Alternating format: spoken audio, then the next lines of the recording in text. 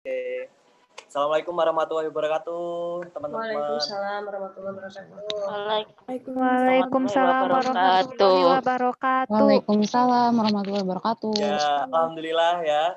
Pada malam Senin seperti biasa kita bisa melaksanakan diskusi dan kali ini diskusinya sedikit berbeda dari minggu-minggu yang lalu karena ada dua pemateri.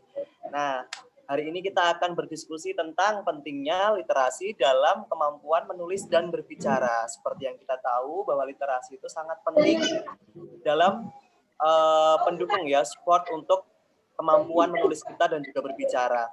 Nah, sebelum memulai acara hari ini, saya akan membacakan rundown terlebih dahulu untuk diskusi hari ini. Yang pertama, pembukaan yang sudah saya lakukan, kemudian pembacaan rundown yang sedang saya lakukan ini, dan tata tertib diskusi. Jadi tata tertibnya selama diskusi ini, yang pertama selama diskusi berlangsung, dimohon untuk para peserta yang tidak dipersilahkan untuk mematikan mikrofon terlebih dahulu. Nah, yang kedua, tanggapan atau pertanyaan yang ingin diajukan dapat ditulis di kolom chat Zoom. Dan yang ketiga, ketika diskusi berakhir, diwajibkan untuk seluruh peserta diskusi daring yang malam ini join, mengisi Google Form, dan terakhir melakukan sesi foto bersama. Selanjutnya, saya akan memperkenalkan moderator kita hari ini. Malam ini ada Mbak Rahayu Hestiningsih, ya. Yep. Mbak Rahayu ini bekerja di BPS Statistik of Nunukan Regency selama 2006 sampai 2010, kemudian kerja di BPS Statistik of Kalimantan Timur Province dari tahun 2010 sampai sekarang. Pengalaman organisasinya cukup banyak, yaitu Bulan Sabit Merah Indonesia, Kota Samarinda, kemudian Jaring Penulis Kaltim, Writing Community 2014 sampai sekarang. Kemudian achievement-nya cukup banyak, yaitu Lomba Puisi Nasional Sajak-Sajak Anak Negeri tahun 2014, peringkat 10, masuk dalam 10 besar. Lalu ada kompetisi Ramadan Menulis, Majalah Varia Statistik, Badan Pusat Statistik tahun 2016, juara ketiga.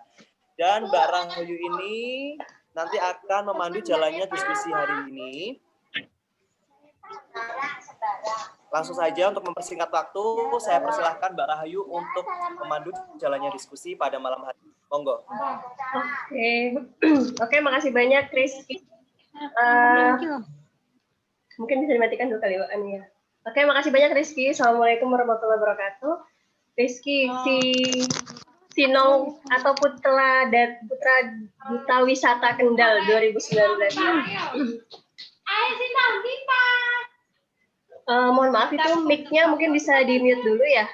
Aisyah Elva ya.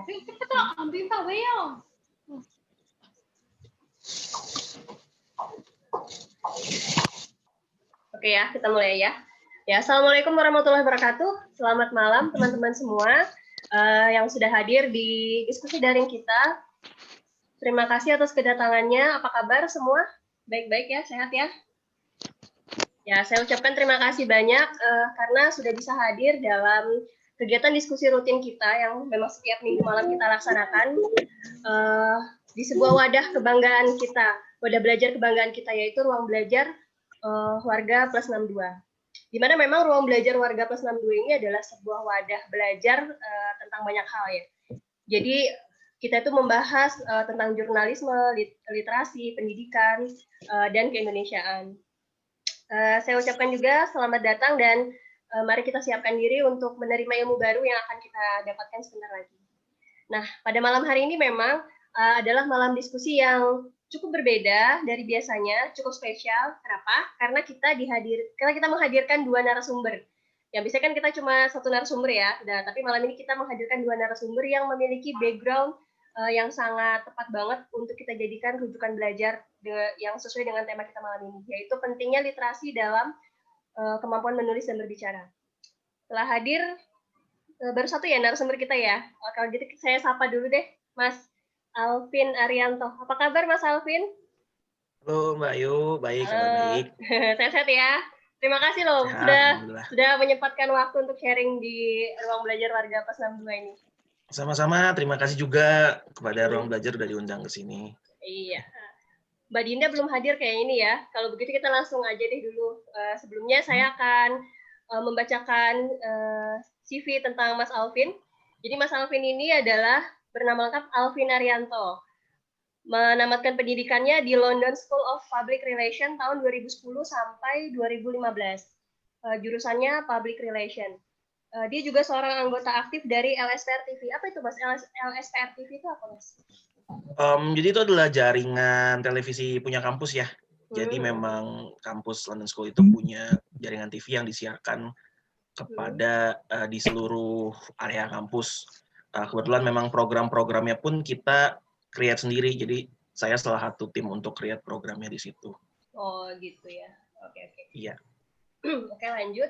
Beliau pernah meraih juara pertama untuk penghargaan sebagai Most Creative Concept dalam sebuah kompetisi. Dan meraih penghargaan sebagai runner-up untuk LSPR Rising Star stand-up komedi kategori. Berarti jago ngerosting nih. Saya mau dong di roasting nanti, tapi yang bagus-bagus ya, jangan yang jelek-jelek. Oh, roasting kok bagus-bagus. Jelek-jelek atau Mbak? Oke. Nah, profesi yang dijalaninya oleh Mas Alvin saat sekarang ini sebagai seorang MC, juga podcaster juga, dan juga seorang public speaker. Nah, berarti tukang cuap-cuap ya. Jadi banyak banget nih kesempatan banget buat teman-teman yang pengen belajar langsung sama ahlinya yang cuap-cuap ini. Jadi nanti bisa tanya-tanya langsung sama Mas Alvin nih. Oke. Kalau begitu kita langsung aja mulai nih Mas. Saya mau nanya-nanya nih. Oh ya, nanti sebelum nanti teman-teman kalau ini saya ulang lagi ya, untuk tetap diskusi untuk mikrofon tolong dinonaktifkan. Nanti ketika mau bertanya boleh di room chat. Nanti ketika atau misalkan mau bertanya secara langsung, nanti tinggal memberi informasi aja kepada saya agar bisa interaksi secara langsung dengan pemateri. Dan video kalau bisa diaktifkan karena nanti akan kita upload ke YouTube-nya Ruang Belajar Warga Pas 62 juga. Oke, nah ini kita mulai deh. Mas Alvin, kalau saya melihat nih dari background pendidikannya Mas Alvin itu kan udah kelihatan jelas nih kalau Mas Alvin itu sudah terbiasa berinteraksi dengan banyak orang gitu kan. Sudah biasa nih ketemu orang gitu kan. Nah, menurut Mas Alvin sebagai sebuah bahasa komunikasi, berbicara dan menulis itu kan bagian dari bahasa komunikasi Mas ya. Perlu nggak sih kita itu memiliki kecerdasan dalam berbicara? Terlebih ketika dikaitkan dengan profesi yang Mas Alvin jalani yang udah terbiasa ketemu dengan banyak orang. Itu gimana Mas? Perlu nggak sih kita memiliki kecerdasan berbicara itu? Silakan, Oh tentu perlu sih sebenarnya. Ini tapi sebelum mulai mohon maaf ya, kamera laptop saya agak kurang bagus jadi mungkin wajah saya agak abstrak munculnya ya. Masih ganteng. Narsum paling ganteng makanya. Iya. Iya, jadi menurut saya sih memang penting ya untuk kemampuan kita berbicara maupun menulis memiliki kemampuan yang baik dalam kedua hal tersebut. Khususnya kalau di bidang pekerjaan saya tadi udah disebut mungkin ada MC, podcaster, public speaker dan lain-lain. Karena saya memiliki tanggung jawab untuk berbicara kepada audiens yang berbeda-beda, dibutuhkan kemampuan juga untuk menyampaikannya dengan cara yang berbeda-beda juga. Contohnya misalnya aja, kalau saya berbicara mengenai podcast kepada generasi yang lebih tua, mungkin nggak semuanya akan langsung paham kan, podcast itu apa, caranya seperti apa, mendapatkan uangnya dari mana, mungkin nggak akan paham kalau menggunakan term-term yang seorang podcaster gunakan. Kita harus punya kemampuan literasi yang cukup baik untuk mengubah term-term tersebut menjadi istilah yang lebih mudah dipahami sama generasi yang mungkin awam dengan podcast, itu contohnya aja. Seperti itu. Kalau di khusus di berbicara soal public speaking. Nah, tapi kalau di bidang penulisan pun kebetulan saya juga pernah bekerja sebagai seorang freelance content writer kurang lebih 5 tahun dari kuliah sampai hampir lulus. Kemampuan literasi sendiri juga cukup penting. Waktu itu saya bekerja di bidang artikel sepak bola. Kebetulan saya menulis di berbagai website, di mana kadang-kadang ada kesempatan satu artikel saya harus tulis di berbagai website yang berbeda. Yang mana gaya bahasanya harus diubah lagi nih. Gaya bahasanya harus diubah lagi agar di tiap website artikelnya nggak sama. Itu kan juga butuh kemampuan literasi yang baik dalam penulisan, dan itu harus diasah. Seperti itu. Jadi bisa karena biasa Mas ya, berarti perlu latihan yang cukup rutin, cukup Benar. Harus berkesinambungan gitu ya, harus seperti itu. Benar, practice makes perfect itu benar banget. Benar banget. Dan disesuaikan dengan zaman ya. Berarti kalau misalkan, ya benar kata Mas Safi tadi, kalau podcast diajakin ngomong yang orang-orang di atas kita nih, generasi di atas mungkin nggak ngerti podcast itu apa kan ya, nggak paham. Betul, banget belum ya. ngerti. Betul. Jadi mungkin kita harus coba pakai istilah yang gampang banget deh untuk mereka. Itu contohnya aja sebenarnya. Penerapannya mungkin nanti bisa berbeda. Nah, ini Mas, ada nggak sih menurut Mas Alvin tips atau trik gimana caranya ketika kita itu bicara sama orang di hadapan audiens itu tuh apa yang kita bicarakan itu bisa diterima dan dipahami gitu. Dan terus bagaimana sebenarnya komunikasi yang baik itu seperti apa? Apalagi kalau untuk memulai berbicara itu kan susah ya. Kadang-kadang kita gugup, kadang-kadang ini saya aja kalau ketemu sama gebetan gitu saya suka gugup gitu kan. Jadi gimana itu? Jadi gimana tuh tips dan triknya biar ketika kita berhadapan dengan audiens apa yang kita sampaikan itu bisa diterima, dipahami dan mereka juga ini enak ke kita. Gimana tuh Mas? Ya, karena saya diminta public speaking itu pas sekolah itu saya nangis loh Mbak. Karena nggak berani. Karena kan memang butuh keberanian juga ya untuk berbicara di depan orang banyak. Betul. Iya benar, mental.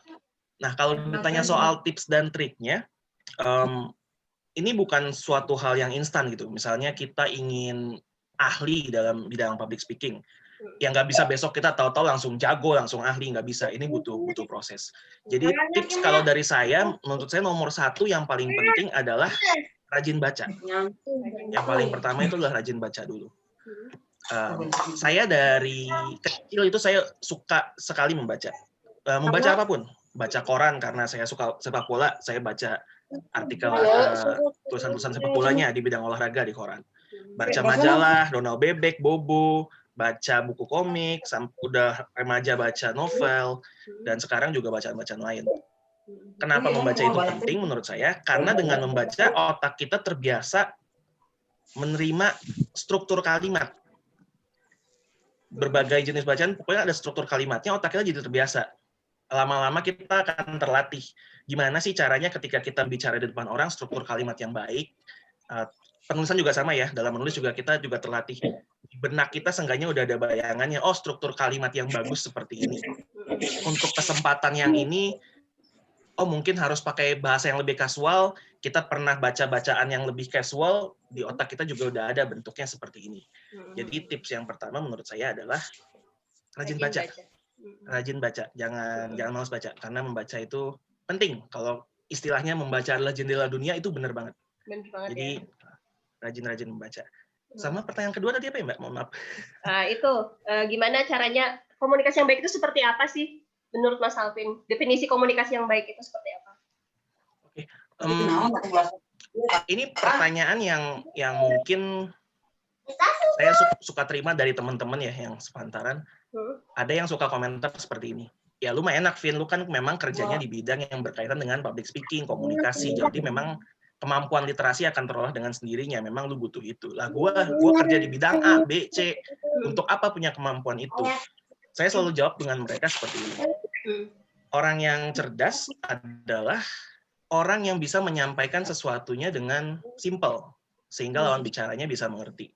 Kadang mungkin kita atau saya lah ya, bicara dengan orang lain atau kepada audiens menggunakan istilah-istilah yang sulit yang saya ngerti agar dianggap mungkin expert atau ahli. Sementara hasilnya jadi nggak efektif. Apa yang ingin kita sampaikan kepada audiens nggak tersampaikan dengan baik. Mereka nggak mengerti. Jadi komunikasi yang efektif menurut saya adalah komunikasi di mana audiensnya bisa nangkep secara utuh apa yang kita bicarakan. Caranya seperti apa? Pemilihan katanya harus tepat. Lihat audiens kita. Audiens kita profilnya seperti ini, ya gunakanlah mungkin istilahnya seperti ini. Kalau kita bicara kepada akademisi, boleh gunakan istilah yang lebih sulit. Seperti itu kalau kurang lebih. Jadi pemilihan diksi itu juga penting Mas ya, pemilihan diksi ya. Betul. Oh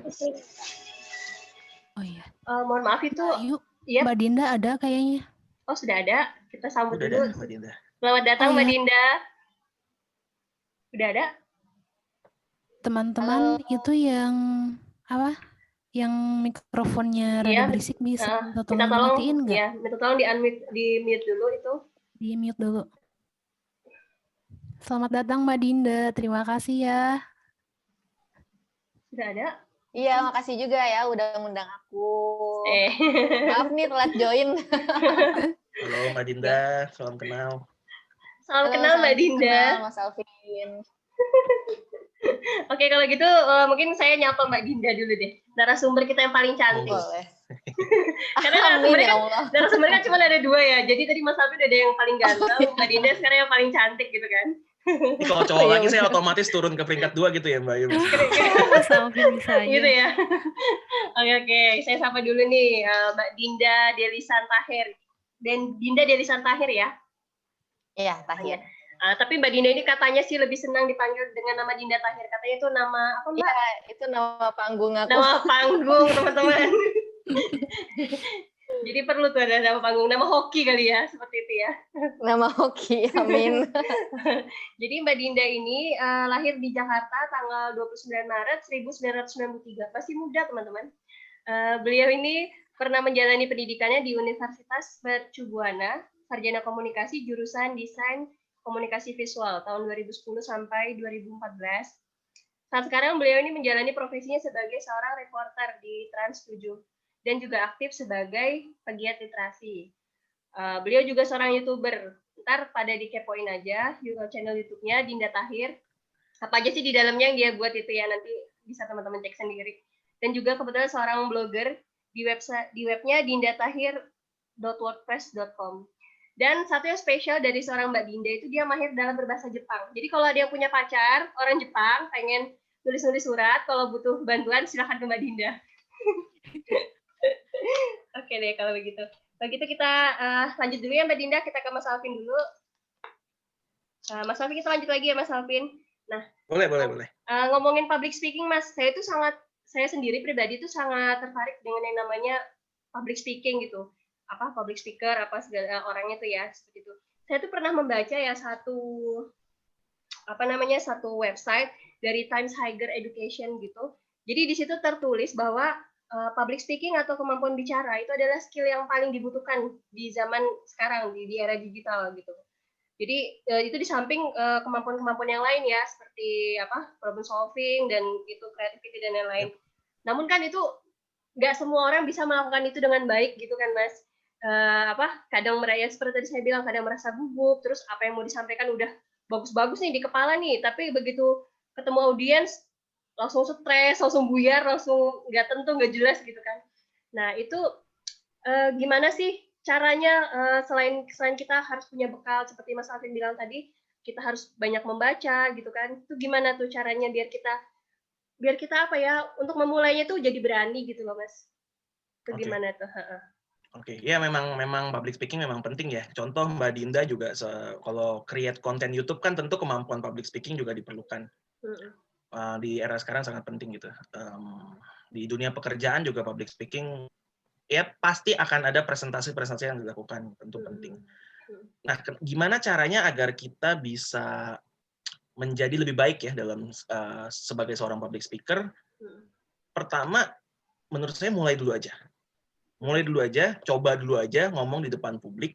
Jangan takut jelek, jangan takut nggak bisa. Karena apa?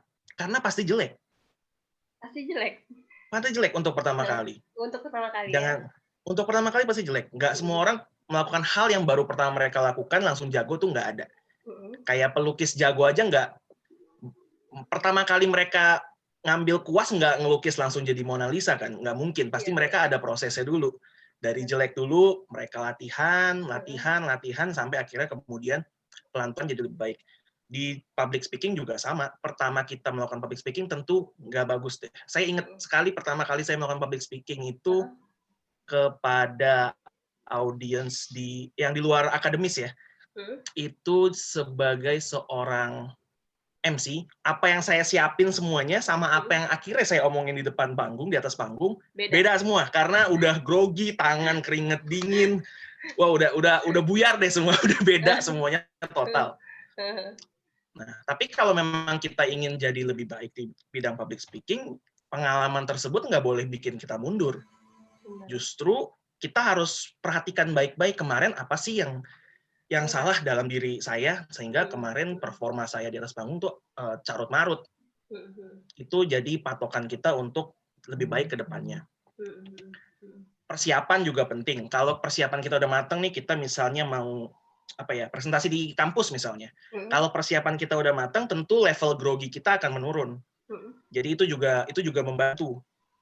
Kalau persiapan aja udah nggak matang, nambah-nambah lah kita udah di atas panggung. Situasinya kadang nggak bisa kita kontrol, persiapan nggak matang, akhirnya berantakan. Jam terbang, pengalaman, terus aja coba pelan-pelan. Nanti lama-lama akan lebih baik. Sambil terus biasa lagi skill-skill yang mendukungnya. Teruslah membaca, teruslah menulis, karena menurut saya kemampuan literasi ini saling berkaitan ya satu sama lain ya. Dengan membaca, penulisan, berbicara ini saling berkaitan satu sama lain. Mungkin nanti Mbak Dinda soal penulisan bisa lebih dikupas kali ya sama Mbak Dinda. Tapi ini saling berkaitan. Kalau kita terbiasa menulis juga, kita kemampuan berbicara kita juga akan terasa. Karena kembali lagi kita udah terlatih mengeluarkan isi kepala kita, sampaikan walaupun di media yang berbeda. Media tulisan tinggal kita pindahkan kepada lisan.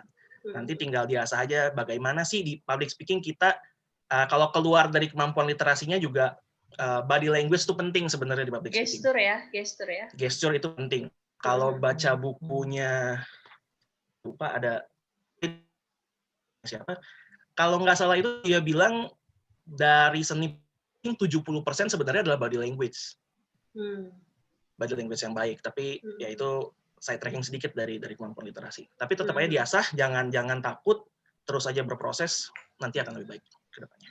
Ya, jadi proses akan memberikan jawabannya nanti ya di akhir ya. Yang penting mau terus mencoba dan jangan pernah menyerah. Gitu kan? Jangan takut jelek, karena pasti jelek dulu ya. Jangan takut jelek karena pasti jelek lah ya. Di garis bawah itu.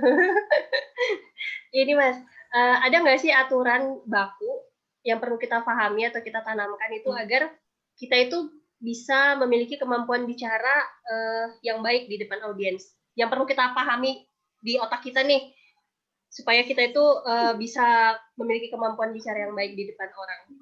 Apakah mungkin kita menghafal atau seperti apa, atau harus paham atau seperti apa tuh? Kan banyak tuh proses ya sebenarnya, tapi gimana tuh? Sebenarnya kalau dibilang baku sih saya nggak berani bilang ada patokannya ya, karena setiap orang punya metode sendiri-sendiri. Ada yang memang nyaman dengan menghafal, ada yang bicara di depan umum menggunakan poin-poin aja, atau ada bahkan yang benar-benar nggak menyiapkan poin, cuma mengandalkan, oh gue udah tahu di kepala gue mau ngapain. Jadi kalau dibilang baku sih sebenarnya nggak ada. Silakan dicoba masing-masing metode mana yang lebih efektif buat diri sendiri. Walaupun kalau kembali ke saya pribadi, saya tidak menyarankan menghafal sebenarnya, karena nanti public speaking kita tidak terasa kepada audiens. Kita terasanya ya udah monolog aja, baca teks. Audiens nggak merasakan ada ketulusan lah dalam diri kita. Kalau saya sih prefer siapkan aja poin-poin. Kalau dari saya, siapkan aja poin-poin, dari poin A kita mau poin kemana. Sambil di otak kita simulasi poin A nanti besarannya lengkapnya seperti apa, poin B seperti apa, nanti bisa baru berurutan secara lebih baik. Jadi struktur ketika kita public speaking juga lebih baik. Tapi kembali lagi nanti teman-teman mungkin yang ingin mencoba bisa temukan metodenya sendiri-sendiri, karena metode buat tiap orang sih menurut saya berbeda-beda. Kalau mengasahnya mungkin bisa juga, kalau saya biasa latihannya ya di depan cermin. Depan kaca. Jadi kita selain latihan mengeluarkan kata-kata, bisa juga latihan mimik wajah, eye contact, gesture tubuh. Dan jangan malu dulu ngelihat kita di depan cermin. Kan kadang mungkin ada yang kayak kita ngomong di depan cermin kayak, aduh, insecure diri sendiri ya? Gitu kan, insecure kan. Jangan. Kenapa? Kalau kita aja malu ngelihat diri kita sendiri, gimana nanti audiens ngelihat kita? Iya, benar. Mas, pengalaman ini dong Mas, ketika kita harus bekerja sama dengan pembicara yang lain. Nah, itu gimana tuh? Persiapannya gimana tuh? kalau harus bekerja sama dengan pembicara lain yang mungkin belum pernah ketemu sebelumnya gitu kali ya Mbak. Kalau udah ketemu kan mungkin tektokannya mungkin lebih enak. Kalau saya sih biasanya kalau di sebuah acara harus berpasangan dengan orang yang belum pernah berpasangan sebelumnya, saya akan take time untuk sebelum acara mulai saya akan coba ngobrol santai sama dia, mencairkan suasana. Nggak perlu benar-benar dibahas, tergantung sih, ini tergantung konteksnya nanti acaranya seperti apa. Tapi kalau misalnya nge-MC, biasa saya nggak pernah bahas terlalu, oh nanti kita mau tektokannya janjian seperti apa, enggak sih.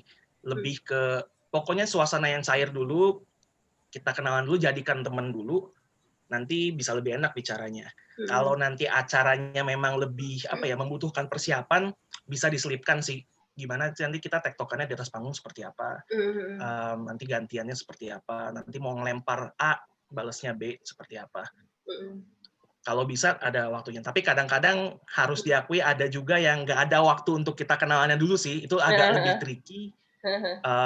Kalau saya selalu mencobanya adalah, oke, gue yang harus beradaptasi, gue yang harus menyesuaikan, lihat gayanya dia seperti apa membawakannya, gue yang harus nyesuaiin nih, saya yang harus, ikutin deh gayanya dia seperti apa. Nah ini lagi kembali butuh kemampuan literasi yang bagus, butuh jam terbang juga. Jadi kalau first time gagal lagi-lagi jangan takut, coba terus.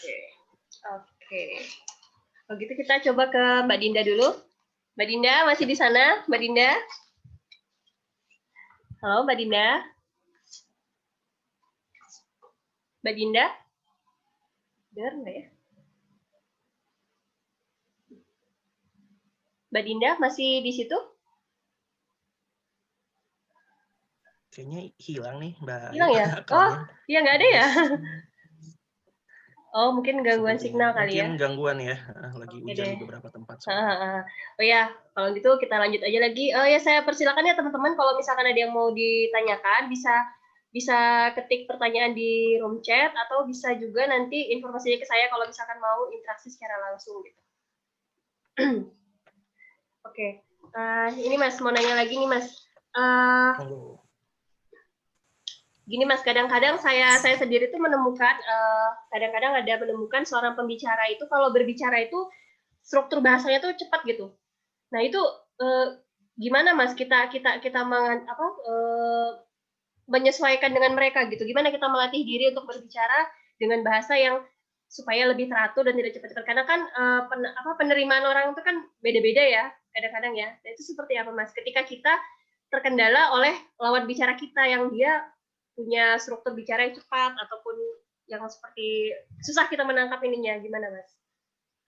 Ini sebenarnya masalah saya ya, karena saya juga orang yang berbicara termasuk cepat sebenarnya, jadi kadang-kadang suka berentet, kadang-kadang lawan bicara agak susah menangkap. Kalau dari sisi kitanya, misalnya kita yang berbicara cepatnya memang harus dilatih sih, dan nggak mudah untuk mengubahnya. Pelan-pelan kita harus menyadari bahwa dengan kecepatan berbicara kita yang seperti ini, audiens atau lawan bicara belum tentu mudah menangkapnya. Jadi pelan-pelan harus kita coba kurangin tempo, walaupun nanti ketika di atas panggung, bad habit-nya suka muncul nih, mungkin karena grogi atau apapun, akhirnya kembali lagi bicaranya cepat-cepat seperti itu.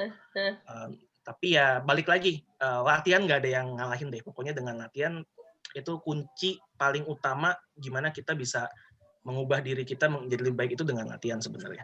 Kalau dari sisi kita sebagai penerimanya yang pembicara cepat, ada beberapa sebenarnya yang bisa kita lakukan. Yang pertama kan sekarang dengan era digital di YouTube ada beberapa video juga yang bisa kita jadikan rujukan. Ada juga beberapa konten YouTube yang sebenarnya juga pematerinya atau konten creator-nya juga berbicara cukup cepat.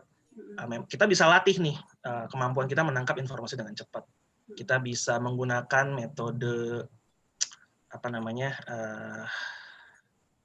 scanning. Kalau di baca buku itu sebenarnya scanning, kita bisa menggunakan hal yang sama dengan metode kita menerima pembicaraan dari orang.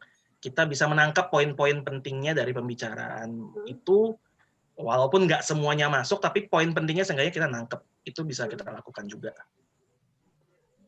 Jadi kita tangkap yang dibicarakannya apa, walaupun kita nggak terlalu jelas dengar semua ya, tapi tangkap poin-poin pentingnya ya biar kita bisa. Betul, poin pentingnya setidaknya kita bisa tangkap. Nah, seperti itu. Mbak Ayu, aku mau nanya dong. Oh ya, silakan Jok. Ya, saya kan di kampus kan sering dipercaya jadi MC ataupun moderator. Nah, pas pertama kali saya jadi MC ini, deg-degan itu pasti ada ya. Nah, saya pengen nanya sama Mas Alvin ini, gimana gitu caranya biar deg-degan itu tidak teruskan sampai seterusnya gitu. Terus juga perlu nggak cara kita ini menyesuaikan dengan panggung dan audiens kita gitu. Karena kadang kalau misalkan saya pertama kali pas pengalaman saya pertama kali itu deg-degan gitu, tapi pas kedua ketiganya itu kadang bisa mengalir dengan sendirinya gitu. Itu memang efek dari tekanan atau gimana gitu Mas, sepengalaman Mas Alvin sendiri. Oke. Jadi deg-degan itu wajar dan pasti ada. Bahkan sampai sekarang aja ya saya mungkin udah berapa panggung gitu ya udah disikat. Tiap menghadapi panggung baru atau bahkan panggung yang sama tetap ada rasa deg-degannya, dan menurut saya itu nggak boleh hilang rasa deg-degan itu, karena kalau kita udah nggak ada sedikit pun rasa deg-degan bisa jadi kita meremehkan panggung tersebut yang mana jadi mungkin persiapan kita nggak matang dan lain-lain. Justru jadi Deg-degan warning itu Mas ya berarti ya. Betul, harus jadi warning kalau misalnya kita udah nggak deg-degan sama sekali, oh jangan-jangan kita udah nggak peduli nih sebenarnya sama hal ini. Jadi menurut saya hal deg-degan itu harus ada. Tinggal cara mengatasinya seperti apa. Kalau pertama kali deg-degan wajar banget sebenarnya. Wajar banget. Nah, untuk menghadapi rasa deg-degan ini, ada metode-metode yang bisa digunakan, yang kembali lagi nanti akan berbeda tiap orangnya.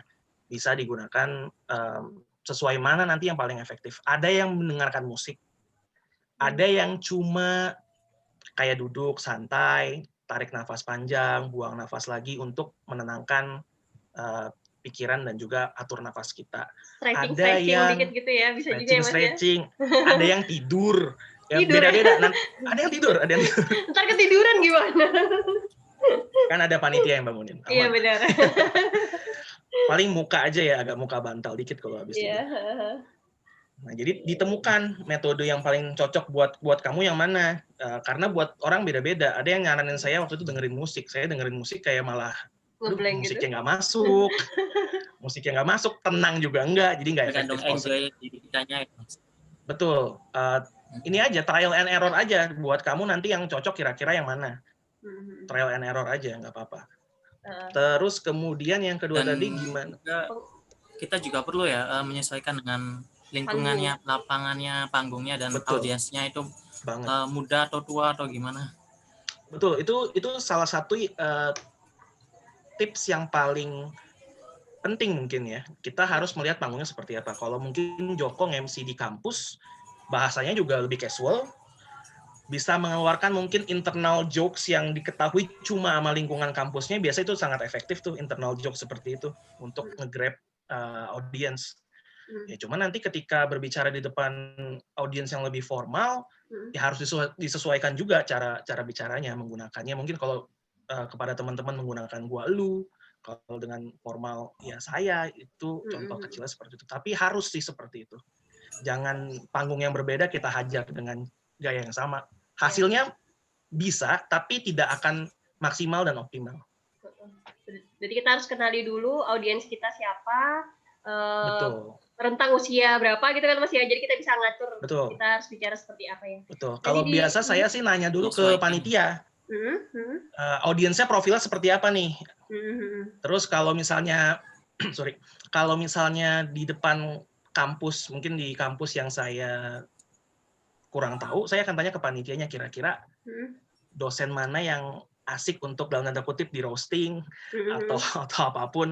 Pokoknya nge-grab attention publik dulu dengan hal-hal yang menangkap perhatian mereka. Cara paling gampang apa? Internal jokes atau apapun yang berkaitan dengan hal internal yang hanya diketahui oleh mereka. Itu cara yang cukup efektif sebenarnya.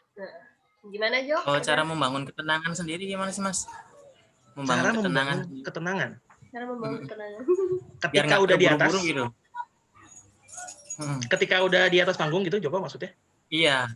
Kadang ya suka terburu-buru. Suka terburu. Itulah. Suka terburu-buru nih karena grogi ya biasanya kali ya, pengen cepat selesai. Iya, biasanya kalau di awal-awal itu, Mas. Kalau saya sih biasanya awal-awal seperti itu karena belum matang ya. Tapi kesini saya mencoba untuk menikmati panggungnya, menikmati acaranya, menikmati saya sebagai seorang performer, baik sebagai MC, sebagai komik, sebagai apapun di atas panggung itu, saya mencoba untuk menikmati aktivitas yang saya lakukan. Ketika kita menikmati aktivitas yang kita lakukan dengan jam terbang yang udah cukup tinggi, dengan latihan dan persiapan yang cukup, kadang-kadang nanti kita bukan pengen cepat selesai, tapi nggak pengen selesai. Kadang-kadang.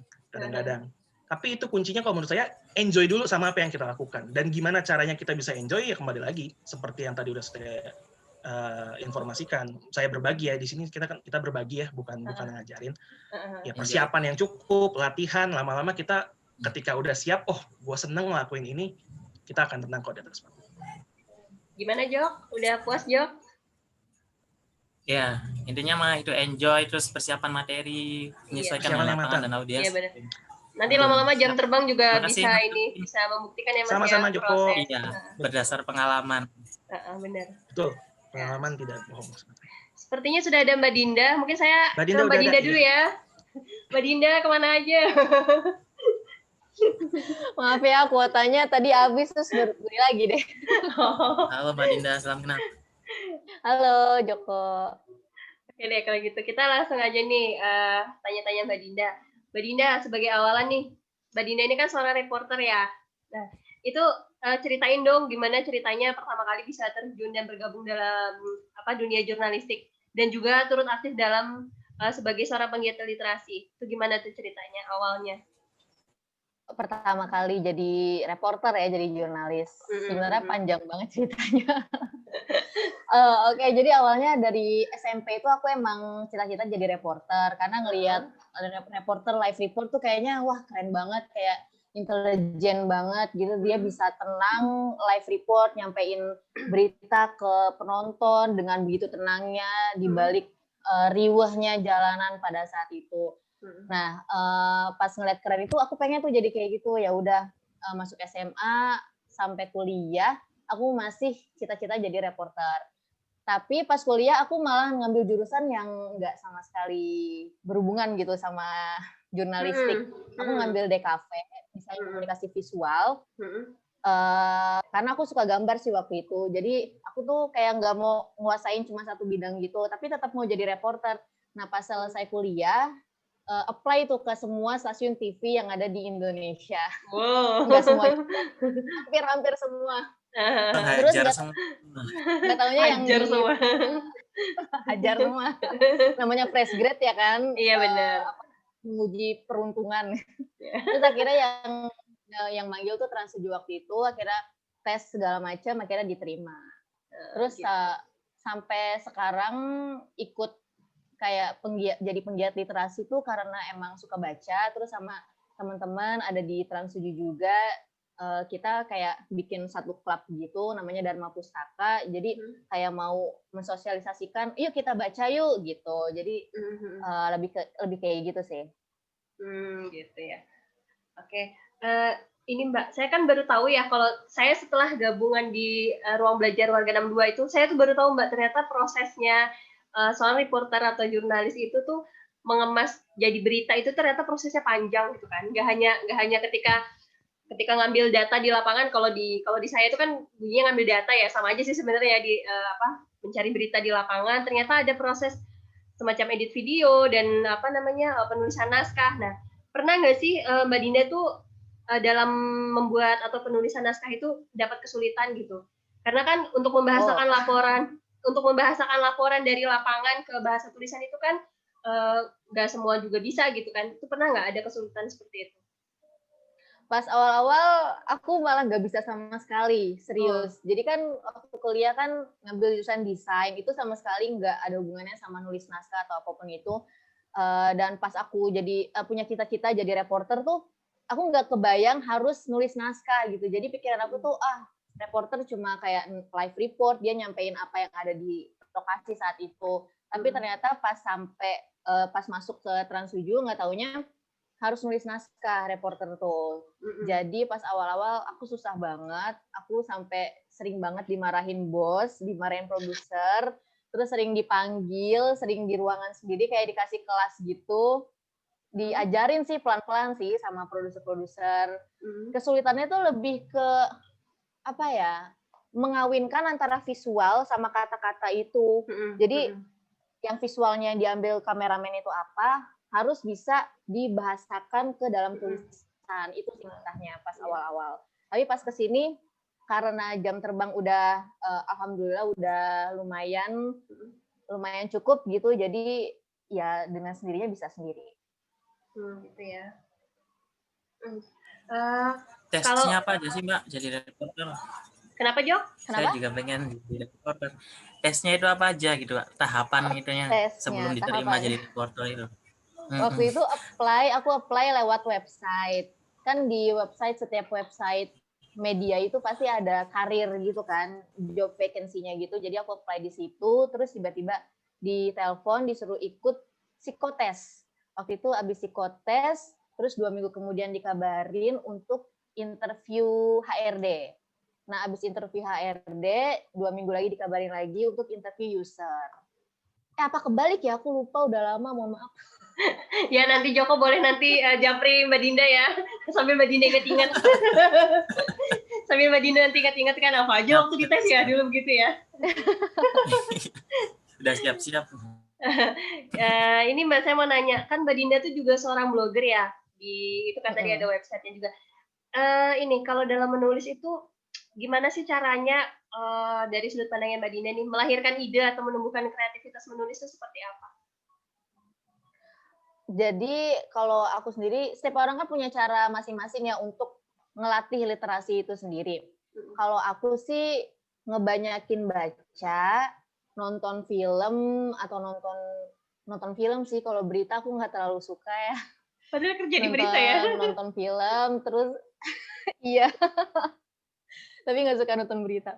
Nonton terus traveling, habis itu ngobrol sama teman-teman, sharing-sharing lebih ke kayak gitu sih. Apalagi traveling ya, karena kalau sering-sering traveling kita bisa ngelihat daerah baru, terus culture baru, budaya baru yang ada di situ, terus kita bisa nemu ide itu ya langsung tiba-tiba datang aja gitu. Gitu ya. Berarti sekali lagi orang yang menulis harus rajin membaca ya Mbak ya. Memang benar seperti kata Mas Alvin tadi bilang, membaca itu seperti jendela dunia kan. Jadi kita banyak tahu dari membaca kan. Iya, benar banget.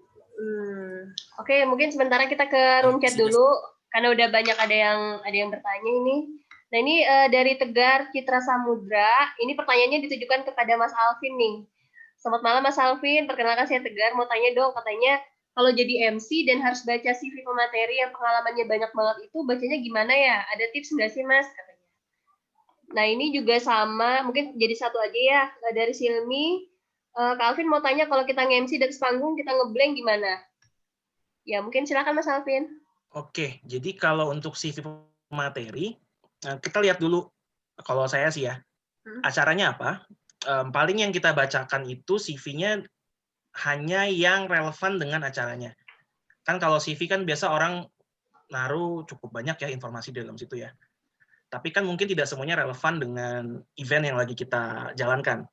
Jadi cukup dengan menggunakan metode scanning gitu ya, kita lihat kira-kira mana yang relevan dengan acara yang sedang berlangsung, kita bacakan. Yang mungkin kurang relevan ya, mohon maaf kita skip dulu. Karena mungkin di kemudian hari kalau dapat pemateri yang sama lagi, kita bacakan di event yang berbeda seperti itu. Kalau di atas panggung ngeblank gimana? Berdoa minta maaf pulang, udah itu aja sih sebenarnya. Berdoa minta maaf pulang. Nggak, ini kalau misalnya ngeblank di atas panggung agak tricky sih memang ya. Tapi kalau dari seni stand up comedy gitu ya, ada teknik untuk kita interaksi sama audiens. Ini bisa kita gunakan di public speaking. Kita kalau ngeblank sambil kita menenangkan diri, sambil kita mencoba ingat-ingat lagi, kita coba interaksi sama audiens itu bisa. Terutama kalau eventnya event non formal ya. Misalnya kita lagi jadi MC terus lupa ngeblank, ajak aja ngobrol audiens ya, tanya kabar, yang paling klise tanya kabar, kesini dengan siapa, ya dan lain-lain. Kalau masih lupa lagi, gali lagi dari orang tersebut, mungkin gimana sejauh ini acaranya atau apapun. Kita harus kreatif juga untuk ajak ngobrol. Mungkin tadi kayak Mbak Dinda ngomong, melatih literasi salah satunya adalah dengan banyak ngobrol sama orang, ya kemampuan ngobrol itu bisa berguna nih di saat-saat seperti ini. Gimana kalau kita ngeblank? Jadi kalau ngeblank bisa dicoba tips seperti ini. Kalau acara formal kan biasa kita bawa cue card ya, bawa contekan, jadi harusnya sih lebih aman. Mungkin non formal yang kita bisa ngeblank, silakan dicoba tipsnya. Jadi apa yang dijelaskan Mas Alvin ini sama aja juga ya untuk pertanyaan dari Mbak Resti nih, bagaimana cara mensiasati ketika kita menyampaikan materi di depan umum, terus ada materi yang lupa, jadi bisa disiasati dengan seperti itu tadi Mas ya, kita bisa coba sapa audiensnya gitu kan. Yang penting sambil menenangkan diri untuk menenangkan diri. Kalau masih lupa lagi, aduh. Sambil cari celah ya, sambil cari celah. Ini apa nih selanjutnya gitu-gitu kan. Oke, ini mungkin ke Mbak Dinda lagi nih. Pertanyaannya, Mbak Dinda, menurut Mbak Dinda, kenapa sih manusia itu perlu menulis, Mbak? Oh, perlu banget. Pernah baca quotes-nya dari Eyang Pram nggak, yang menulis, apa ya, manusia itu lebih berarti kalau dia menulis, atau apalah kalau kalian pernah ngelihat, aku lupa kata-kata pastinya, tapi intinya kayak gitu, kalau dengan menulis kita bisa kayak ninggalin jejak gitu loh, walaupun kita nanti someday udah meninggal, tapi kita masih meninggalkan sesuatu yang bisa berguna untuk orang-orang selanjutnya, kayak gitu. Jadi nulis tuh penting banget, dan terutama menulis itu kayak dari nulis diary aja. Dulu kan waktu kita kecil kan kita suka banget ya kayak nulis-nulis diary. Itu sebenarnya bisa banget untuk melatih literasi. Kalau kalian masih suka nulis diary, jurnal gitu setiap malam, itu tuh bisa kayak ngelatih otak untuk terus berkembang kayak gitu. Iya, saya juga pernah dengar. Boleh? Siapa ini? Widya ya? Widya. Oh iya, silakan Wid. Kak Dinda, mau nanya, Kak, gimana sih kalau seseorang biar kita supaya belajar lebih serius? Kadang kan kalau kita belajar kan suka bawaannya males banget. Jadi biar lebih ditingkatkan tuh. Jadi misalkan kayak ya pengalaman kita ya waktu selama kuliah, waktu dulu kan kalau misalkan kita kuliah, terkadang kalau kita ujian suka ngapalin suka malas banget Kak. Tuh gimana ya solusinya? Ya dulu sih waktu saya pengalaman kuliah Kak. Oke. Jadi ini aku bukan mengguru ya, tapi kan kayak lebih sharing berdasarkan pengalaman aku aja. Aku juga orangnya malas. Males, apalagi kalau aku kan kerjanya harus nulis naskah gitu kan habis liputan. Nah, itu aku suka banget males dan suka telat memenuhi deadline ngirim naskah. Tapi itu aku ada solusi yang aku berusaha jalanin dalam diri aku sendiri. Jadi setiap memulai hari gitu, misalkan pagi-pagi setiap mulai hari, pas melek nih aku mikir hari ini aku mau ngapain aja. Misalkan aku bikin list di otak dulu ya, list hari ini aku mau misalkan beresin rumah dulu, habis itu mandi, terus buka laptop, nulis naskah, dan bla bla bla. Terus, tapi itu di otak aja nggak cukup. Ini berdasarkan pengalaman aku ya, itu aku harus benar-benar nulis dulu. Betul Kak, saya waktu dulu selama kuliah pernah seperti itu. Iya, di otak itu nggak cukup kan, jadi cara lainnya kalau yang kita udah pikirin di otak mau ngapain aja hari itu nggak bisa dijalanin dengan baik, cara lainnya adalah untuk nulis. Jadi kita nulis di notes, poin-poin gitu, to-do list hari ini tuh ngapain aja. Nah nanti kalau misalkan kita bikin 10 poin nih, 1 sampai 10, kalau kita udah ngerjain poin 1, misalkan kita centang, poin 2 centang, poin 3 centang, nah itu kayak ada kepuasan tersendiri gitu sampai nanti bisa centang sampai poin ke 10. Kayak gitu sih, mungkin bisa dicoba cara itu. Gitu ya Widya. Ya, makasih Widya. Sekarang kita coba ke room chat lagi. Sama-sama, dadah. Video ini lucu banget. Jadi kita ke room chat lagi nih, ada pertanyaan sepertinya ditujukan kepada Lucu apanya, Kak? kepada Mas Alvin ini. Mas Alvin, katanya Nia, ini public speaking itu apa harus dengan kalimat yang baku ya? Nah, terus pertanyaan dari Rara, gimana menghadapi audiens yang sebelum kita bicara sudah menampilkan ketidaktertarikan untuk mendengar pembicaraan kita? Kan katanya gini ya Mas ya, pernah saya ikut satu pelatihan public speaking gitu, dia bilang 2-3 menit pertama itu menentukan selanjutnya kita diterima atau tidaknya audiens. Nah, itu gimana Mas? Itu gimana Mas kalau pendapatnya Mas Alvin? Oke, jadi yang pertama dari Nia dulu ya. Public speaking itu apakah harus dengan kalimat yang baku? Jawabannya tidak. Tergantung bentuk acaranya, tergantung audiensnya. Kalau kita acara formal gitu ya, acara mungkin MC pernikahan katakanlah, ya tentu mungkin bahasanya harus lebih baku. Atau mungkin kita jadi ada protokolnya, acara yang ada protokolnya harus lebih baku. Tapi kalau misalnya kita jadi pembicaranya di acara-acara yang informal gitu ya, mungkin talk show dengan tema-tema yang lebih ringan, dengan audiens yang lebih muda, nggak harus baku kok. Kita bisa menggunakan bahasa sehari-hari, bahasa yang diterima oleh semua orang, bisa menggunakan mungkin kalau ke anak muda, slang-slang yang mungkin cuma dimengerti anak muda biar bisa lebih relate, jadi nggak harus baku. Tergantung, disesuaikan aja dengan acaranya seperti apa. Disesuaikan acara ya. Nah, yang lebih tricky mungkin adalah gimana caranya menghadapi audiens yang mungkin udah nggak tertarik gitu kali ya.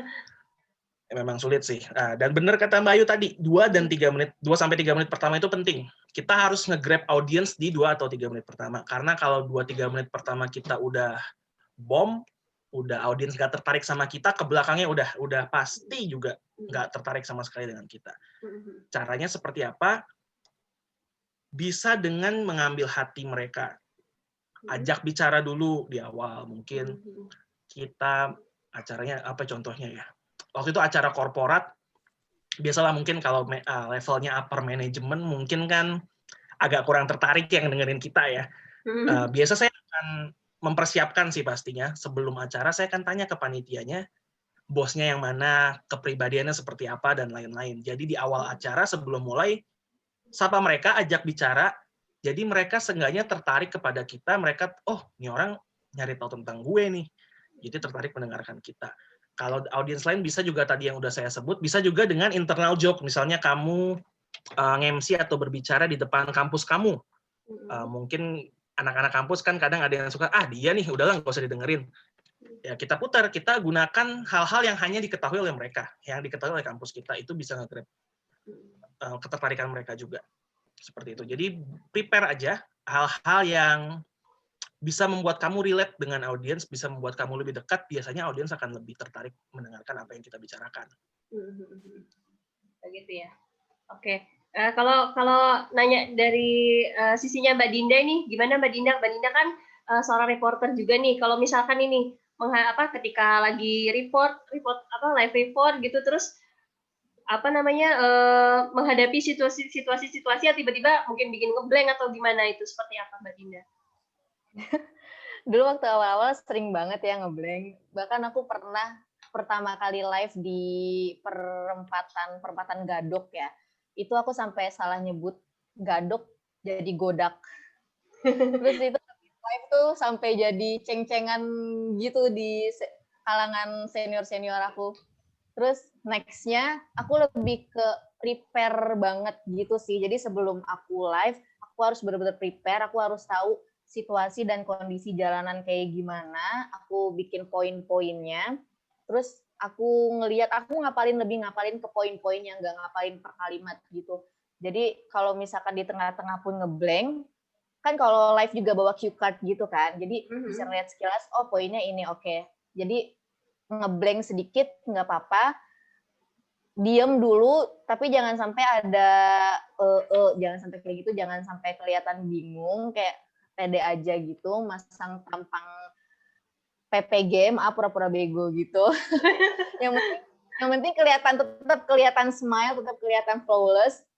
Kalau ngeblank, ngelihat cue card sebentar, terus habis itu ngelanjutin sesuai sama poin yang tadi udah dilatih dulu sebelum live-nya, kayak gitu sih. Lebih ke preparation sebelum live-nya. Nah ini lanjut nih pertanyaannya Nur Farid untuk Mbak Dinda. Katanya kan aku sering banget nih nulis-tulisan di blog. 2 bulan sempat nulis, tapi sekarang berhenti karena mikir kalau nulis itu butuh amunisi. Ya mungkin kekurangan ide atau apa, udah kan kadang-kadang kita nemuin seperti itu ya Mbak ya. Nah, jadi dia tuh nanya tuh gimana tips ngadepin masalahnya. Sama itu mungkin seperti menumbuhkan komitmen dalam menulis gitu loh Mbak, biar kita tetap aja tulis komitmen dalam menumbuhkan untuk menulis gitu seperti apa. Kadang-kadang kan ya itu suka stagnan karena kehilangan ide atau seperti apa gitu. Tipsnya Mbak Dinda gimana? Kalau tipsnya dari aku sih terus aja nulis. Kalau misalkan emang bener-bener stuck banget, diselingin sama baca buku apa yang sesuai sama yang lagi kita tulis. Misalkan kita lagi nulis novel percintaan, misalkan. Kalau lagi stuck ini mau diapain ceritanya, coba kita baca buku yang relate sama apa yang kita tulis. Paling itu sih refreshment-nya. Atau sambil nonton film, atau sambil tidur. Kan kita masing-masing punya cara sendiri untuk ngilangin stres atau ngilangin kebosanannya. Itu lakuin aja. Tapi setelah kita menghibur diri sendiri, kita tetap harus komit untuk lanjut nulis. Break-nya jangan kelamaan ya Mbak Dinda ya? Iya, jangan kelamaan break-nya sih. Asikan nanti. Lanjut males, enggak lanjut-lanjut.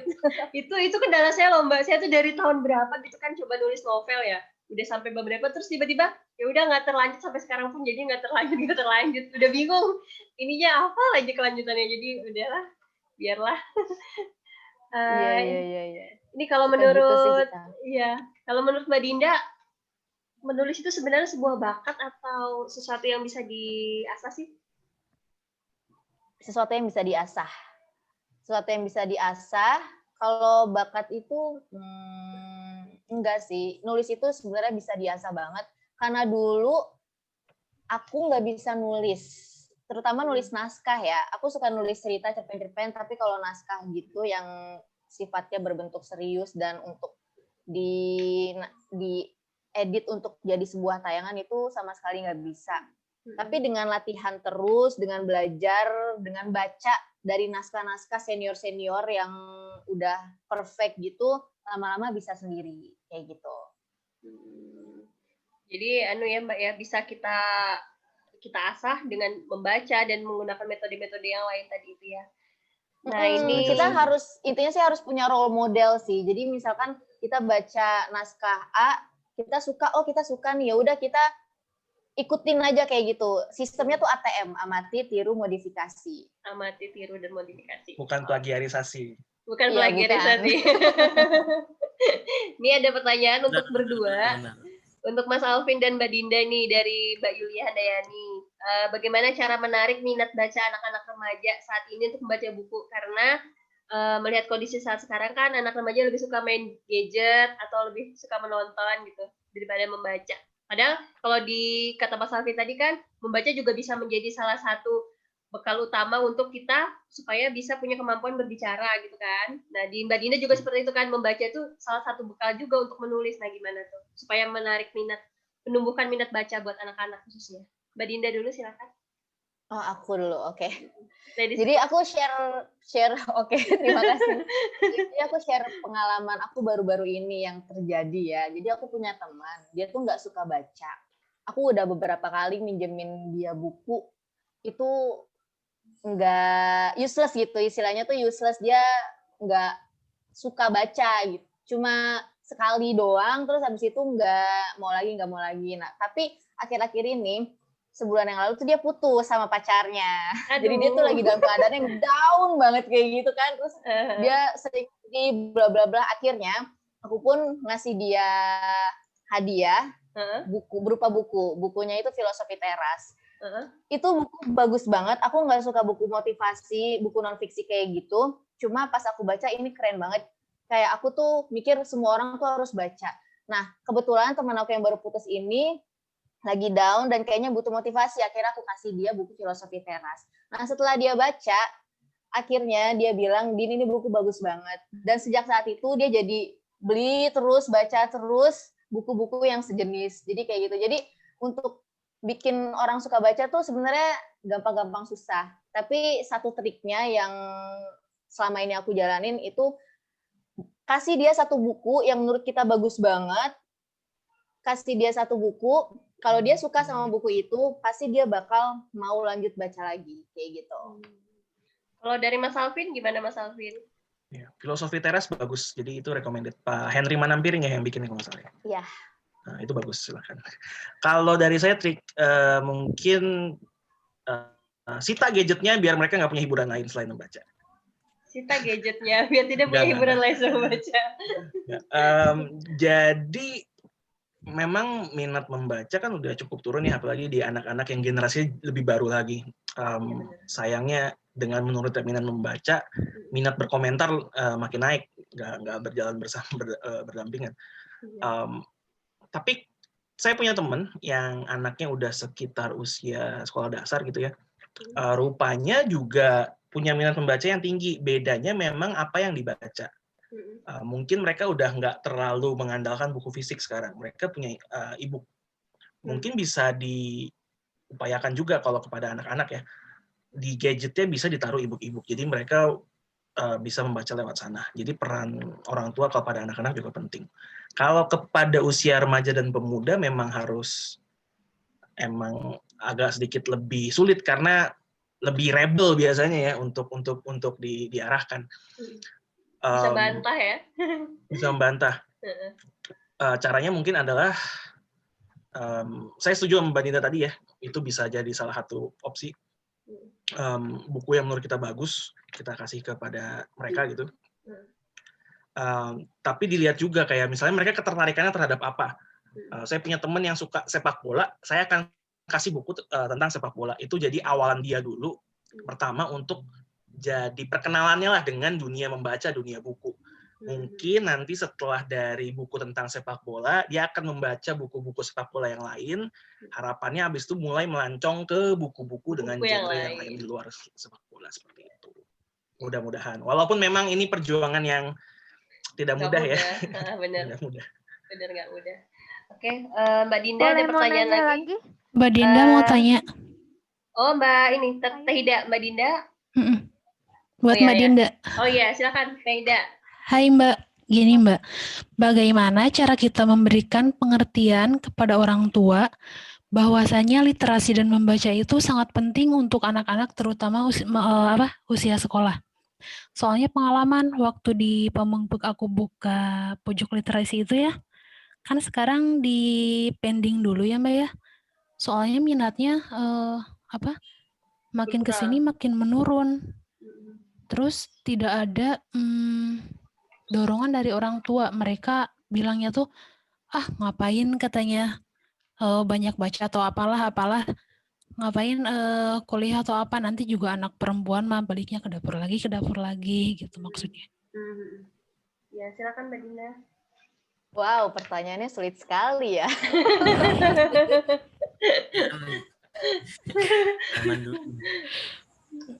Bingung aku jadi jawabnya. Iya sih, orang tua tuh emang jadi faktor utama banget untuk menumbuhkan rasa literasi terhadap anak. Karena pengalaman aku sendiri, suami aku, dia itu nggak suka baca sampai sekarang itu karena dari dulu kecil tuh nggak didukung sama orang tuanya, kurang didukung sih intinya. Jadi dia tuh suka baca waktu kecil. Dia suka beli apa tuh namanya susu DNKW. Dulu kan suka dapat hadiah buku-buku kecil gitu ya. Iya benar. Dulu kita kan waktu kecil suka ngoleksi itu. Nah dulu tuh dia suka banget baca-baca itu. Terus sama Petruk kayak gitu deh. Tapi sama mamanya tuh kayak ngapain sih beli-beli ngabisin duit aja kayak gitu loh. Nah itu yang jadiin dia sampai sekarang tuh nggak suka baca. Tapi mungkin bisa di pendekatannya berarti ke orang tuanya dulu. Jadi dikasih buku aja sekalian orang tuanya. Buku orang tua untuk orang tua yang berhubungan sama literasi anak. Parenting gitu kali ya? Iya, buku parenting. Kasih aja sebagai hadiah lah, nggak usah kayak niatan untuk menggurui atau gimana, bilang aja ini buku bagus banget Bu, baca ya, kayak gitu. Mungkin ya. Terus atau kalau misalkan itu nggak ngaruh, ngapain saya nggak suka baca? Langsung ke anaknya aja, kasih aja anaknya buku-buku atau ya buku-buku cerita yang bagus-bagus kayak gitu. Mungkin itu bisa dicoba. Kalau mungkin Mas Alvin ada? Ya, kalau dari Mas Alvin gimana nih? Triknya Mas Alvin nih? Ada tambahan nggak dari Mas Alvin nih? Tua ya. Soalnya gitu Mas, kendalanya di sana. Aku kan buka pojok literasi. Sekarang tuh dipending dulu. Karena memang makin kesini makin ini. Terus aku belum bisa terjun langsung juga ngurusin di sana gitu. Lagi merantau juga ini. Memang sebenarnya untuk mengubah mindset, tadi kan di pertanyaan sebelumnya, mengubah mindset mungkin kalau anak-anak lebih mudah, sementara ini orang dewasa. Seiring bertambahnya usia tuh memang jauh lebih susah. Tadi mungkin metodenya Mbak Dinda bisa digunakan, salah satunya lagi mungkin adalah kita bisa, sekarang kan dunia banyak berubah ya, ada beberapa pekerjaan mungkin yang di era mereka muda dulu nggak terpikirkan oleh mereka. Mungkin kita bisa membawakan contoh-contoh itu. Kayak sekarang mungkin dunia podcast sebenarnya.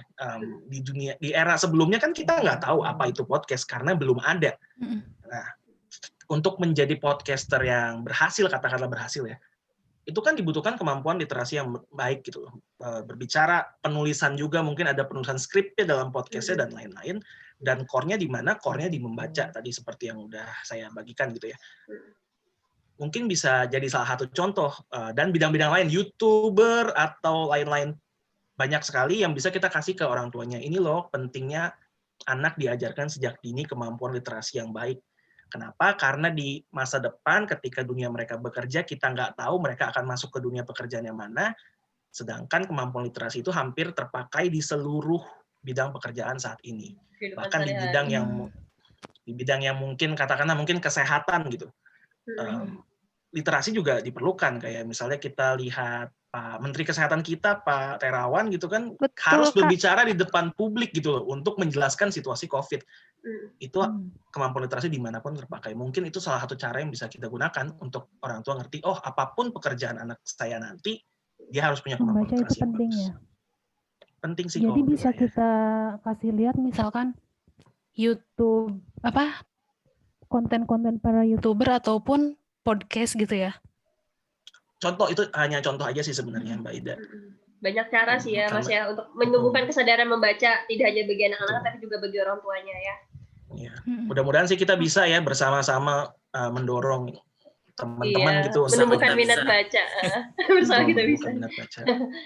Rizky masih ada waktunya ini Rizky? Udah ada Bang Rivo gabung nih. Oh iya, selamat datang. Ayo, Bang Rivo. Bang Rivo mungkin ada yang mau ditanya. Masih ada waktu Rizky? Rizky? Ya. Masih ada waktunya? Masih cukup? Masih ya? Oke. Masih ya? Oke. Gimana Bang Rivo? Mungkin ada yang mau berkomentar? Bang Rivo mau ditanyakan, mau berkomentar? Oke, jaringan. Terima kasih teman-teman. Ini masih dalam perjalanan sebenarnya. Suaranya lancar ya? Lancar. Iya, terima kasih sebelumnya buat Dinda, Alvin sudah jadi narsum hari ini. Banyak juga yang ikut jadi partisipan. Ini aja sih titip, mungkin ada masukan ya dari Dinda sama Alvin, gimana sih caranya supaya literasinya tuh juga ngarahnya ke positif gitu, karena kan literasi kan semua data yang kita terima itu bisa jadi literasi ya dimanapun gitu, dari bacaan, dari Google dan lain-lain gitu. Dan sekarang mungkin banyak yang menyangkut juga pertanyaan Yani nih, mungkin banyak juga yang mengarahnya ke negatif ataupun pengaplikasiannya mungkin tidak sesuai gitu. Apakah ada solusi dari Dina sama Alvin untuk literasi yang mungkin tidak sesuai dengan umur, kemudian tidak sesuai dengan kategori kita, kayak gitu sih. Itu aja sih kalau dari saya. Terima kasih. Silakan Mbak Dinda. Oke, siap. Makasih Mas Rivo udah ngasih pertanyaan. Hati-hati Mas. Salam buat kamu. Udah lewat hutan nih kayaknya. Ya, kalau dari aku sih, kita kan udah dewasa ya, udah semuanya pasti udah punya nalar, punya akal, kayak gitu. Jadi untuk menerima sesuatu yang kita dapetin dari berbagai sumber tuh jangan langsung dipercaya. Apalagi sesuatu yang negatif-negatif yang bisa mempengaruhi emosi dan pikiran kita. Jadi kalau kita dapat suatu berita gitu, berita A, jangan langsung terprovokasi, kita harus baca dulu dari beberapa sumber, terus baru kita ngambil kesimpulan berdasarkan riset-riset atau hal-hal yang kita baca dari berbagai sumber itu. Jadi jangan langsung percaya. Kalau dari Mas Alvin, gimana Mas Alvin? Kalau saya sih mungkin concern-nya kepada anak-anak ya yang mungkin menerimanya lebih tidak ada filter gitu. Kalau menerima hal yang buruk, memang ya peran kita terbatas gitu. Kita harus mengandalkan peran dari orang tua masing-masing. Mungkin kalau kita bekerja atau punya concern ke arah sana, kita bisa memberikan penyuluhannya justru mungkin ke orang tuanya bahwa dengan kemajuan internet sekarang plus side-nya banyak, tapi potensi hal-hal negatif juga banyak. Kita bisa memberikan itu. Mungkin kita bisa memberikan pengetahuan mengenai, oh ini loh di internet kita bisa pasang filter-filter untuk anak-anak, untuk anak kita agar yang negatif itu tersaring. Agar orang tuanya juga tahu. Mungkin kita juga berharap orang tuanya bisa lebih dekat dengan anaknya agar tahu oh lingkungan anak-anaknya seperti ini. Mungkin hal negatif ada beberapa yang nggak terhindarkan, tapi kita bisa lebih kasih banyak asupan yang positif agar lebih seimbang. Mungkin ya yang bisa kita lakukan justru memberikan pengertiannya kepada orang tuanya, karena kalau anak-anaknya kan ya nggak mungkin kita yang kontrol satu persatu kan. Kalau dari sisi mungkin seperti itu. Jadi orang tua ya yang jadi patokan utama, karena orang tua juga bisa memberikan pengertian kan kepada anak-anak kan, karena dia waktunya juga agak lebih banyak daripada ini ya. Oke, ini ada satu pertanyaan dari Mbak Resti. Mau bertanya, mungkin ke Mbak Dinda nih, bagaimana cara membuat outline yang benar agar nantinya cerita itu bisa sistematis? Gimana tuh Mbak Dinda? Ke-mute Mbak. Nggak kedengeran, ke-mute itunya. Oh ya, maaf. Biasa suka skip. Oke, biasa kalau kita nulis sesuatu selalu awali dengan bikin kerangka. Jadi mau sependek apapun tulisan itu, biar lebih lancar nulisnya, jadi bikin kerangka dulu. Jadi lebih ke poin-poin apa aja yang mau kita tulis. Misalkan kalau dari segi cerpen gitu ya, kita tulis dulu openingnya apa, terus nanti klimaksnya apa, terus anti klimaksnya kayak gimana, terus closingnya kayak gimana gitu. Jadi contohnya misalkan mau bikin cerpen tentang percintaan ya, percintaan yang paling gampang sih ya, makanya contohnya lagi-lagi percintaan. Misalkan openingnya A ketemu sama B, terus klimaksnya A selingkuh sama C, terus anti klimaksnya B memaafkan si A, terus closingnya mereka nggak jadi putus kayak gitu. Jadi tulis poin-poinnya, intinya nanti ngalir sendiri ceritanya kalau udah ada kerangka yang jelas.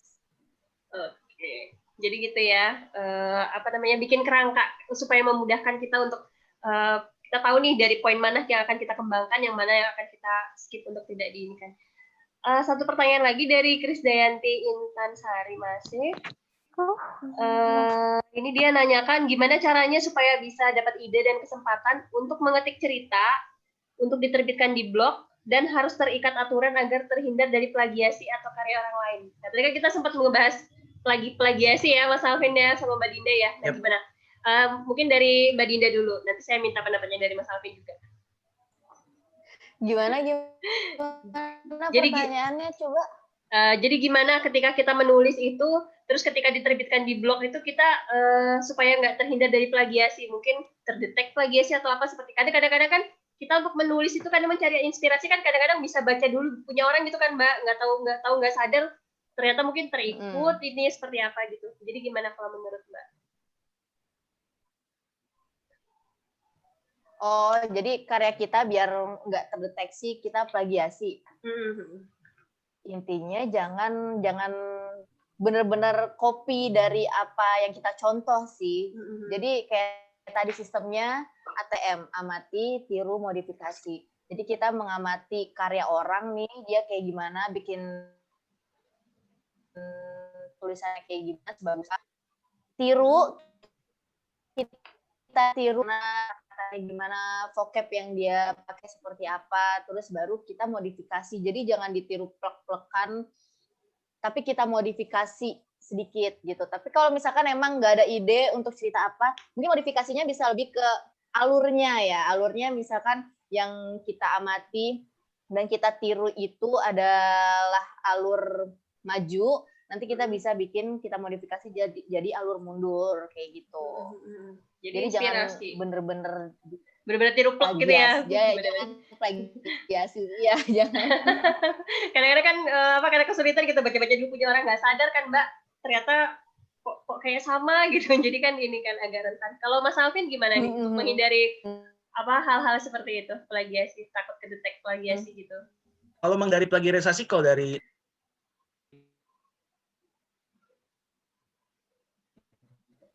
cuma membaca dari satu sumber aja. Karena kalau dari, katakanlah saya ngefans sama penulis A, kita cuma baca karyanya dia aja, kita rentan jadinya meniru apa yang dia lakukan, gaya penulisannya, tutur katanya, cara pandangnya rentan. Tapi kalau referensi kita banyak, lebih luas gitu ya, dari masing-masing orang yang tercena sama kita, dari sini 10%, dari 10% akhirnya menjadi warna kita sendiri.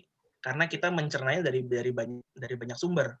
Mungkin bisa jadi satu hal yang bisa dicoba, perbanyak referensi, karena kalau pusat tujuan kita cuma satu fokus aja, takutnya nanti kita benar-benar diruplek-plekkan. Kalau untuk satu lagi pertanyaan untuk ide ya, ide di blog kadang suka ya writer's block ya, iya benar, lagi mentok, writer. Perbanyak pengalaman. Cari pacar, nanti putus sakit hati, biasa ada yang mau ditulis, kan gitu kurang lebih ya. Traveling tadi kata Mbak Dinda, kalau ada kesempatan traveling juga banyak sekali hal yang jadi inspirasi kita buat nulis. Pengalaman sama teman atau apapun, nanti perbanyak hal apapun itu, pengalaman yang bisa kita ambil, nanti biasanya akan jadi inspirasi kita buat nulis. Jadi sebenarnya orang galau itu bisa melahirkan orang yang kreatif ya? Orang galau. Lihat aja Taylor Swift.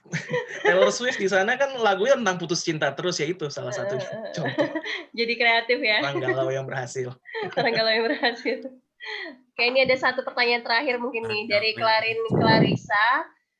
Assalamualaikum Mas Alfi dan Mbak Dinda. Saya kan punya niat untuk buka literasi jalanan dengan cara membuat lapangan baca di pinggir jalan atau di tempat yang sekiranya pas dijadikan tempat bacaan.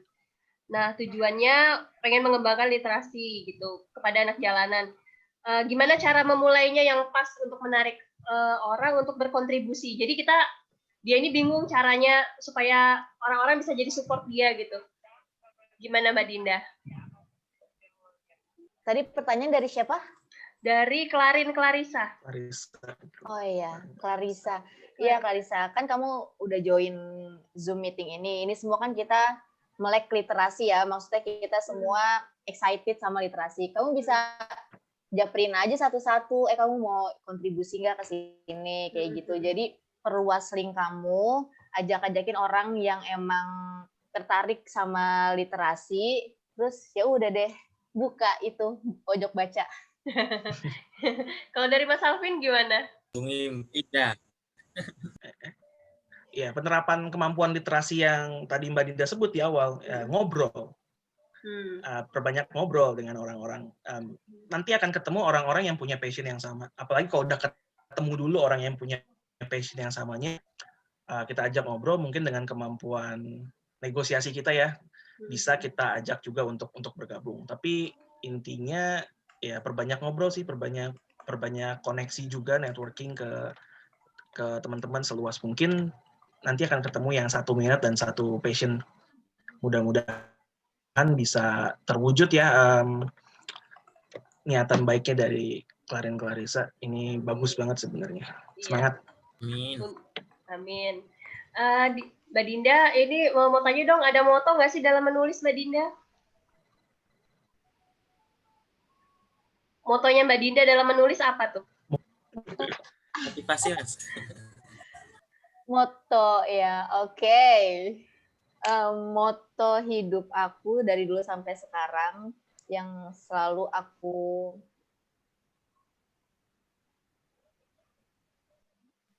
pegang, belum nyoba.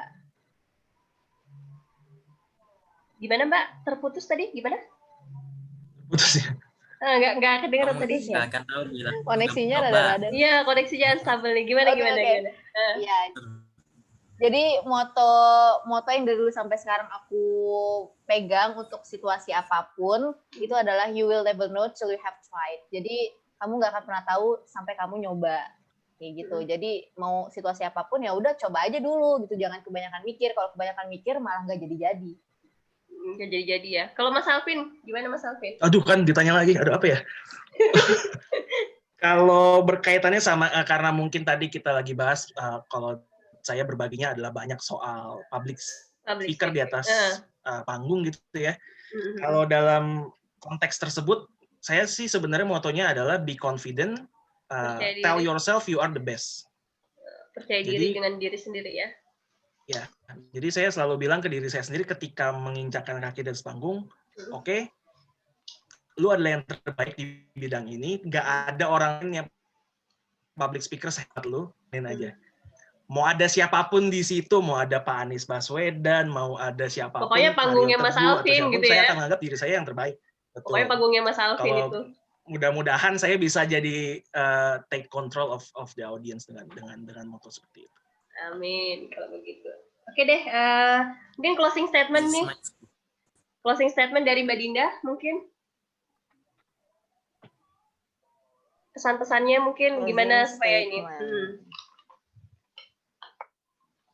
Closing statement dari aku sih terus latih literasi itu kan banyak macamnya ya, ada literasi berupa visual, media, teknologi kayak gitu. Jadi dilatih terus, melek sama sekitar sih intinya, melek sama sekitar, resapi apa yang terjadi terus dipraktekkan dengan cara menulis, kayak gitu. Kalau dari Mas Alvin? Terus membaca, terus menulis, terus berbicara, karena kemampuan literasi itu saling berkesinambungan satu sama lain. Dimanapun nanti kita berkarir ke depannya, apapun yang kita lakukan di masa depan, percayalah ini proses yang dilakukan, karena kemampuan literasi itu akan terpakai dimanapun. Oke. Ya, demikian ya. Closing statement dari dua narasumber kita. Jadi kita memang harus banyak praktek, banyak membaca, gitu kan Mas ya, Mbak Dinda ya. Karena itu bekal untuk menulis, bekal untuk juga berbicara di hadapan umum gitu kan. Jadi mungkin saya sedikit menyimpulkan aja bahwa bicara dan menulis itu adalah sebuah bagian dari komunikasi gitu. Di mana bicara dan menulis itu masing-masing punya kekuatan yang bisa menulis bisa menggerakkan sesuatu, berbicara bisa juga membuat perubahan. Dari berbicara kita bisa melakukan perubahan yang besar, dari menulis kita juga bisa melakukan perubahan yang besar, sehingga kita harus melengkapi diri kita itu dengan tahu ilmunya, kuasai tekniknya, seperti yang sudah dijelaskan panjang lebar tadi oleh Mas Alvin juga, tekniknya gimana, masing-masing setiap orang juga punya metode yang disesuaikan dengan dirinya sendiri gitu ya, sehingga nanti dengan menulis dan berbicara, ketika kita punya kemampuan itu, kita bisa membawa atau memberikan pengaruh ke arah yang lebih baik. Mungkin seperti itu kali ya. Terima kasih banyak saya ucapkan kepada Mbak Dinda atas sharing-sharingnya, Mas Alvin juga. Terima kasih banyak. Sama-sama. Sukses selalu. Mudah-mudahan nanti Mas Alvin, ya, mudah-mudahan nanti Mas di lain kesempatan kita bisa ketemu lagi di dalam tema yang berbeda. Saya kembalikan kepada Rizky. Makasih Rizky. Yang punya Instagram kalau masih mau ngobrol-ngobrol boleh, silakan. DM langsung ya. Bisa di-follow. Tinggal ditinggalin aja tuh, Bang, nama Instagramnya. Oh iya, benar Bang. Di kolom komen nanti ya, di chat. Di kolom ya. komen. Saya kembalikan kepada Rizky. Kok link itu, link Google Feedback, iya. Riri kasih nggak? Belum ada. Terus silakan teman-teman. Oh iya, udah tuh. Diisi dulu ya. Ya. Sebelum supaya lebih baik lagi kita Rubel. Terima kasih sekali buat Mas Alvin dan Mbak Dinda udah meluangkan waktu untuk kita yang belum ngisi form feedback, dipersilahkan untuk ngisi dulu, atau enggak nanti kita langsung move ke WA aja untuk ngisi form feedback. Ditunggu sampai jam 12 malam kali ya? Iya. Kalau sinyalnya ini, ada yang hujan juga kan daerahnya, sinyalnya rada-rada keganggu. Ya, untuk selanjutnya kita lanjut ke sesi foto bersama. Siapa nih yang mau fotoin? Joko bisa nggak minta tolong siap. fotoin? Coba ya, saya coba Bisa. ya. Iya, Mbak, dicoba.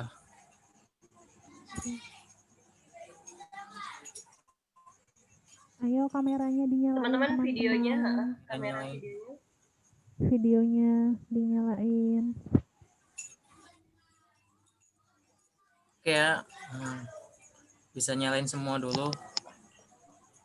Bisa.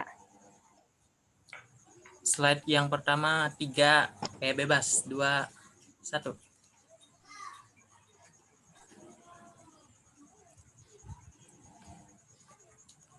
Oke. Slide yang kedua nih.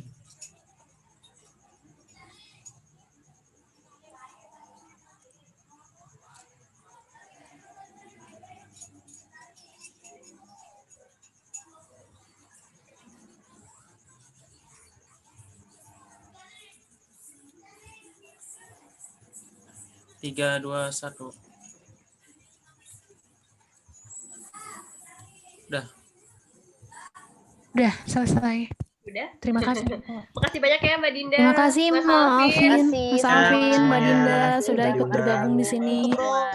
Makasih Mbak Dinda, Mbak thank untuk you. ilmunya dan semuanya. Makasih Mas Alvin.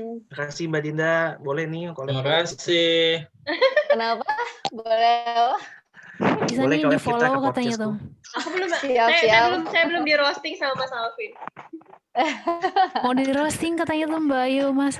Ya udah nanti ya untuk ke depannya. Oke. Berarti akan ada pertemuan selanjutnya. Amin. Mau Amin. minum Amin, juga amin. ke vlog aku ya. Oh iya. Mbak Dinda puisinya bagus-bagus loh. Itu puisi Kita sering yang galau sih. Kan orang galau, orang Salam kreatif. kenal Mas Alvin. Iya, benar. Mas Rizky, thank you juga Mas Rizky semuanya. Ya, makasih Mas Rizky semua. Makasih semua yang udah gabungan. Oke teman-teman mungkin bisa live nanti dikirim ke grup ya itunya. Bang Bagas. Feedbacknya. Ronaldo gimana, Bos? Ditunggu sampai jam 12 malam ya teman-teman. Bro Bagas tadi foto kayak kenal gayanya tadi. Kayak familiar sama gayanya, gaya fotonya. Iya nih, kayak Pegelino lebih tepatnya. Oh ya kan gara-gara di Royal Rumble ID ya. Gue denger podcast lu ya. Ntar ya besok baru rekaman lagi nih habis Hell in a Cell. Iya nih. Salamin sama Randy ya, sama Randy Sip. sama Bro Randy. Siap. Nanti dititip salam buat Randy. Terima Oke, thank kasih you ya semua. teman-teman yang sudah Live group dulu, bergabung. thank you. Ya, makasih ya, Liv ya. Makasih Mas Assalamualaikum. Alvin. Iya, silahkan live. Waalaikumsalam.